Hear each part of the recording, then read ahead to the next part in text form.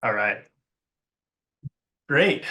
Yeah. Well, thanks everybody. My name's Ethan Page. I'm a faculty of local food and ag up at Central Wyoming College based in Lander, Wyoming. So a little bit Utah adjacent here, but I think what I'm going to talk about our program up here has a lot of relevance in the sort of the greater like Mountain West region. So because we're doing some pretty cool stuff here. So it's a federally funded program through the USDA Beginning Farmer Rancher Development Grant. We have a few other sources of funding, but generally speaking, farm incubators started to be developed probably in the late 2000s, early 2010s, because there was a recognized need to provide resources for beginning farmers, especially, or under-resourced farmers to get started or scale up diversified fruit and vegetable farms. So this comes in the form of providing training, production skills, but also education and business skills, mentoring, financing. The biggest piece is providing land at pretty below market rates. All with the goal of reducing these barriers to entry for people interested in doing this, but also to increase the resiliency of the local food system. Try to train more producers to inject some more local production into the area. So we developed this farm incubator. We launched everything in 2021, so we're still pretty new, but kind of due to a variety of factors. Lander up here, for those that don't know, we're a pretty small rural town, and we have about 7,500 people here. Within an hour and a half or so, there's probably a total of about 22 to 23,000. We're not on a really main shipping route. So even if, we do have a Walmart 30 minutes away, we have a Safeway here in town, but produce is expensive and not amazing. And we have seen time again and again, especially through COVID, but also, due to weather, that I-80 closes and we have some fragile supply chains there. So there's definitely a need to have added local production. Sales of fresh produce in Lander and Riverton, Riverton's about 30 minutes away. Total is about $14 million a year. So there's a huge market there where if we could just divert a small percentage of that to local production, seasonal local production, that could have some significant impact.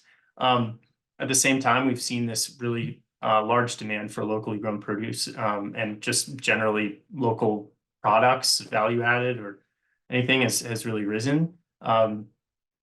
And I'm on the farmers market board here. We've seen about a 50 to 60% growth in farmers market sales over the last few years. On top of that, we've had 2 local specific food stores, brick and mortar food stores open in the last couple of years. So one's actually opening on March 1st this year. The other one's been operating for about a year and a half now. So we've started to see a lot of momentum here. So our program's kind of geared towards people with little to no experience or interested in sort of leveling up their skills past a backyard garden or a small scale. We have some different course pathways. Of course, operating through the college, we're credit based, but we do have housing. We do have student housing available on site, which is pretty cool. So that kind of the foundation of this whole thing is a crop production practicum. I'll talk about that in a little bit, but and then also the farm business course. So the idea is that students come through the crop production practicum, they learn these production skills. They can take our farm business course in the fall, come up with a bit of a business plan, and then apply to enter the farm incubator for the following season. So then they can apply what they've learned with our support. And again, we offer these as kind of one-off classes. We have certificates available. We have an associate's degree based around this as well. So really try to make it, as flexible as possible. So for those that might not know where we are, the outreach campus for CWC is in Lander, Wyoming. Main campus is in Riverton, about 30 minutes away. Where we run our farm programs, actually the Alpine Science Institute, which is a bit southwest of Lander. But we're on the traditional ends of the Eastern Shoshone people. We're about 5,800 feet of elevation. Like so much of the Mountain West, we're high and dry. We have about 10 inches of rain annually, 46 inches of snow, and our growing season is roughly 100 days. But it's a really gorgeous place to farm and to teach farming. And kind of to showcase what can be done here. This picture is Sinks Canyon State Park, which is just up the road from the farm site. So it's really a gorgeous place to be. So our crop production practicum runs the growing season. So basically start April to the end of September. Students are out on the farm about three mornings a week for a total of about 12 hours. We cover all aspects of basic farm operations. So, I mean, seeding starts in April. We're doing soil work. We're dealing with weeds and pests and harvesting and packing and selling at the market. And we do like I said, mostly field-based instruction, but we also have field trips to local growers. And I like to call it kind of farming light, because people can get exposure to this kind of work without possibly doing an apprenticeship somewhere else, or maybe they're thinking about pursuing this in earnest. They can get an idea of what it's like. And really the goal to create that, a comprehensive education touching on all aspects. The student farm itself, we have about half an acre, and we really teach a lot of concepts around, crop diversity and rotation, building soil health, experimenting with different methods, trying to figure out what varieties, what crops, what methods work well out here, all with kind of the goal of building a long-term sort of ecosystem health and resilience to make these small farms productive over the long term and build some resiliency into it. We're learning a lot of hands-on skills, of course, but also why we're doing this, right? So we talk about benefits of increasing soil organic matter, planting pollinators like you see in that photo, having diversified methods of production and that kind of thing. So since 2021, our first year, we've had 20 producers come through, 20 participants. Now, not all of those are farming. Maybe they just improved their home production. But we've had about 10,000 pounds of produce distributed, started with about a quarter acre. We've gone to half an acre. We learned a ton about producing food in this climate and these soils, where we've really only have one other farm that's doing has a similar operation in the area. So it's really kind of like creating this whole kind of system almost from scratch.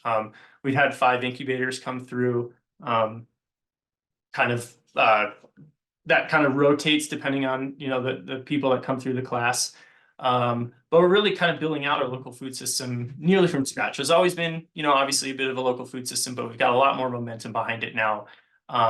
We're creating these networks, right? So we have 20 producers, but they've created these connections with their classmates to other farms that we've visited, and just building that awareness has been probably the biggest benefit of this entire program. Really creating a system and creating a lot of momentum behind it. And we're kind of proving that specialty crop production is possible, at least seasonally in the land of beef and hay. And I'm not saying that beef and hay is a bad thing, but I think there's a recognition that the broader food system needs a little more local production built in, and sort of rounding out the plate there, right? If you could find local meat, but how about let's find some local veggies, some local fruit to feed and to eat with your neighbors. So for the future, some exciting stuff. We're hiring a farm manager right now, looking for somebody to help with this whole thing. We're also building out some controlled environment ag facilities. So that's in the form of a greenhouse and a hydroponic freight farm, like in that photo.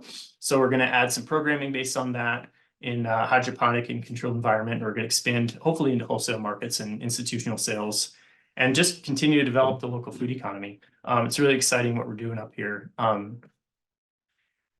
And I'll just finish real quick with some photos of the first few years of this program. So planting our first transplants back in 21, and finally what they looked like, a few months later. Our farmers market stand back in 2022, sort of at the height of our production.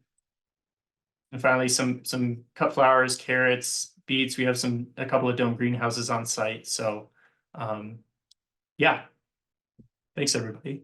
This is my contact info. Yeah. So there was, thank you, Ethan. That was great and interesting to see what's going on. I love that area. I've driven through that area many times. It's have to stop and look at your operation sometime, but Definitely. you you showed there at the end a dome greenhouse or two that you've got on site. Do you use any other season extension methods out there besides? Yeah, we have a small hoop house on site where we have our starts as well. And we also have a caterpillar tunnel in the field. I just added last year. It's a little low tunnel kind of thing. Yeah. Yeah. Awesome. Well, there's one other comment here before we give the floor over to Cody. It says, it's been 50 years since I last visited Lander and Riverton, but I recall that you had terrible tasting tap water. I recall a strong natural gas petroleum taste and smell. Is that the recollection twisted, or is that the case still out there? I would say now our water is great. I don't have a problem with it. And no, it's yeah, I mean, still obviously Wyoming is oil and gas around, but yeah, Lander is more agricultural.